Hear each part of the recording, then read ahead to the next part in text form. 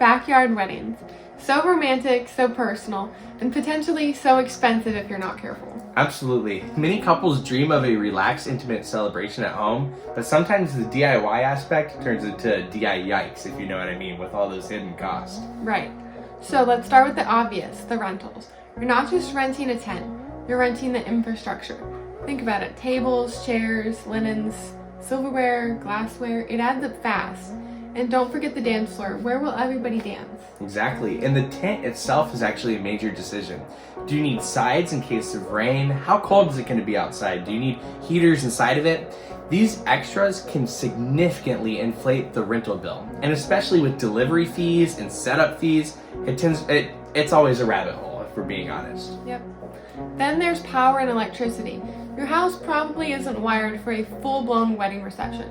You'll likely need a generator, and those aren't cheap. And where are you going to plug everything in? Extension cords, surge protectors. It's a whole electrical plan. It is a whole plan. And speaking of plans, now you have to think about planning for the restroom. Your facilities indoors probably aren't going to cut it if you have hundreds of people over it, that's for sure. And portable restrooms are a must, but the cost can be, whatever to very expensive.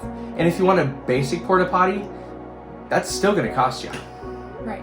And catering is another big one. Even if you're not using a traditional venue, you're still feeding a crowd. Will you hire a caterer, opt for food trucks, or have a potluck?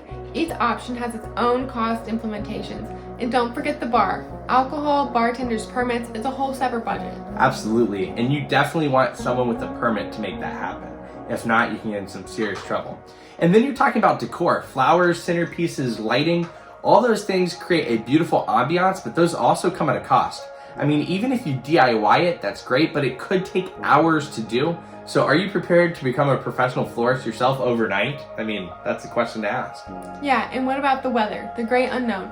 You must have a backup plan. A tent with sides is a good start, but what if it's sweltering hot or freezing cold? You might need fans, heaters, or even a completely different indoor location as a last resort. And let's not forget the less glamorous stuff like trash removal, parking, permits, all these things that you need. Do you need valet parking? Do you need a shuttle service?